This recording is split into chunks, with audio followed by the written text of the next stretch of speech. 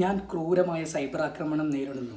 65-കാരിയുടെ വാക്കുകളാണെന്ന് കരുതി തള്ളിക്കളയാമായിരുന്നു. 3 ദിവസം മുമ്പേ അധിക്ഷേപ പരാമർശം നടത്തി സോഷ്യൽ മീഡിയ പ്രതിഷേധം മൊത്തം എതിരായിരുന്ന കലാമണ്ഡലം സത്യഭാമ പറഞ്ഞ വാക്കുകളാണിത്. അന്ന് മീഡിയക്കാരെല്ലാവരും ആവർത്തിച്ച് പറഞ്ഞ വാക്കുകളിൽ ഖേദമുണ്ടോ, അങ്ങനത്തെ ഒരു അധിക്ഷേപ പരാമർശം പിൻവലിക്കുന്നുണ്ടോ എന്ന് ചോദിച്ചപ്പോഴും അവരും വീണ്ടും പല അധിക്ഷേപങ്ങൾ നടത്തിക്കൊണ്ടിരിക്കുകയായിരുന്നു.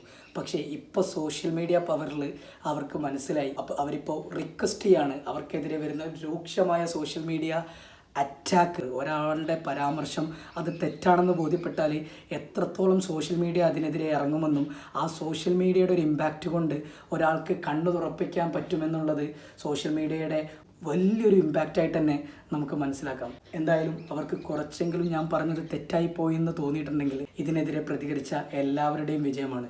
നമുക്ക് ഇനിയുള്ള ദിവസങ്ങളിൽ അവർ നടത്തിയ പരാമർശങ്ങൾക്ക് ഖേദപ്രകടനം നടത്തുമെന്ന് പ്രതീക്ഷിക്കാം.